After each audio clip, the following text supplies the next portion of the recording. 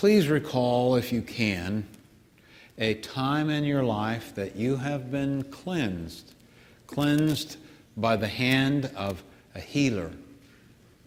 It could be of the hand of God. It could be the hand that God uses. Let yourself be totally immersed in this ministry of music.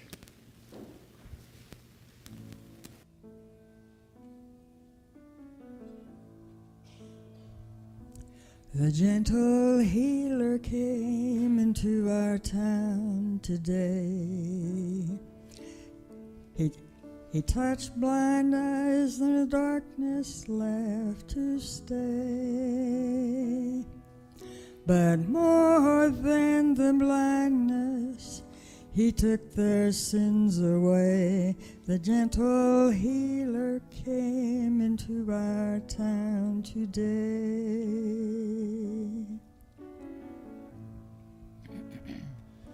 The gentle healer came into our town today.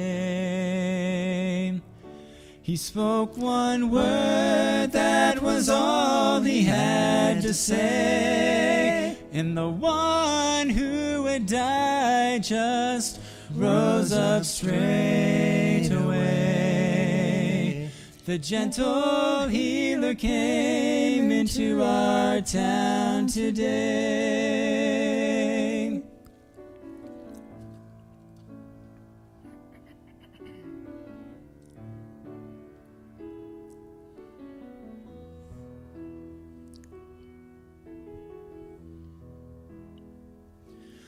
Oh, he seems like just an ordinary man, with dirty feet and rough but gentle hands. But the words he says are hard to understand, and yet he seems like just an ordinary man.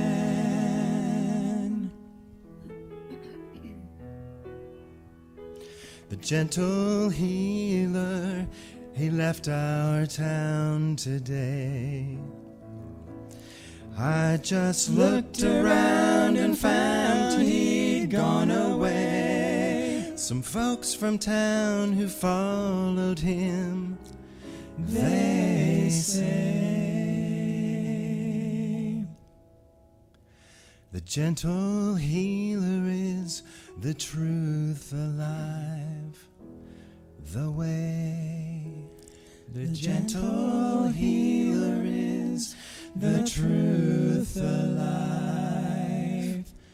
the way.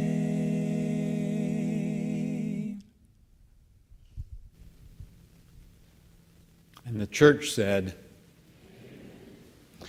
Robert was given the full name Robert William Werner.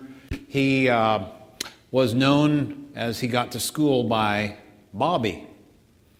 Robert was born with a speech impediment and he had difficulty speaking. He would go around the neighborhood and he knew how to talk and get along with his friends, but when he got to school, that kindergarten year and that first grade year, children are somewhat difficult to work with, and some of them said, Bobby's a slobby, he can't talk. You know, we're cruel to each other, aren't we, sometimes? So Robert was very hurt, and he and his family sought out the help of some medical professionals. They sought out medical professionals in southwest Kansas. They moved here to Hayes, sought out somebody here, and they moved on over to Salina, and then eventually made their way to the Kansas City area.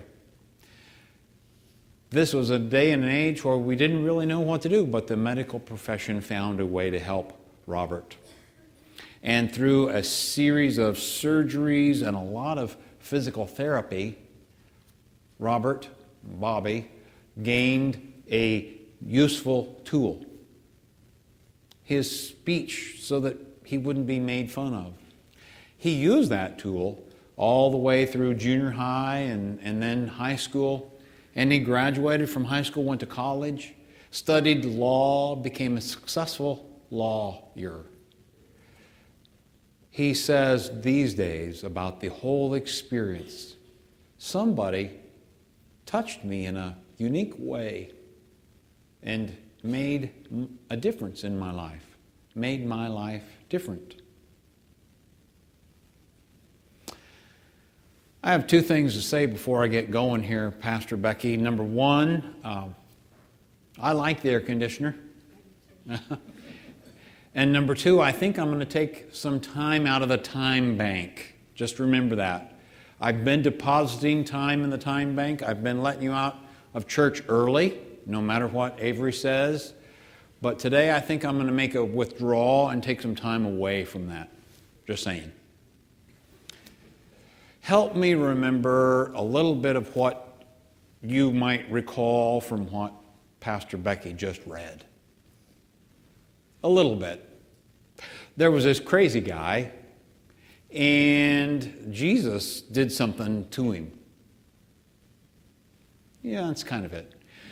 The Gerasenes are really on the opposite side of the Sea of Galilee. If you can imagine, over here to the west is the Mediterranean Sea, and then you have a lot of land and territory in the Fertile Crescent, and this would be a part of the Jewish faith. You would find a lot of people that were Hebrew people in that region. And then you have the Sea of Galilee, and we've been reading and hearing about how Jesus and his disciples traversed all over that Sea of Galilee or Galilean countryside region. They would stop in Capernaum, Peter's hometown. They would stop in a variety of places. So it was kind of like being at home. They got across the Sea of Galilee, and they got into some foreign territory, the Gerasenes area. Now, the Gospel of Matthew places this area about 7 miles southeast of the Sea of Galilee. Luke places this about 33 miles. I'm inclined to believe that it's probably 33, because recently archaeologists have been digging around some of those cities, excavating some wonderful pieces of antiquity. One of those pieces was a stone that was near a tomb area, a burial ground area. And this stone had a bored hole in it. Now, what does a bored hole have to do with anything?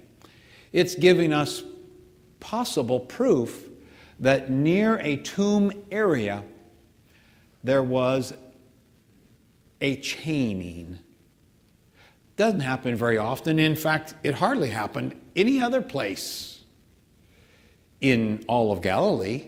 Archaeologists have been digging around there for a long time. Qumran during World War II and all the way up the coast. But we have not found bored holes into rock right near a burial ground. What does that have to do with anything? Well, it has everything to do with this story. Because this story is about a man who was chained near a burial ground. This man is possessed. This man is one of those wild men. Needless to say, you heard Pastor Becky read it, and you probably read along, that he was unclothed, he was naked, he was scaring the townspeople constantly, so much so that they chained him to the entombment area, to the burial ground area. And he would occasionally break loose from those chains and go on the wild, go out into the wild area. Sometimes those wild type of people repel us. We've been around some of those people. Come to the Nolte household, you'll meet a few of them. We repel. When we're wild and crazy, when we get into a mode where we're wild, we repel people. We push them away. This individual was pushing a lot of people away, so much so that they found a way to chain him and keep him at bay down at the burial ground area. The story is then unfolding right before our very eyes or our ears as we hear it. A couple of things I think are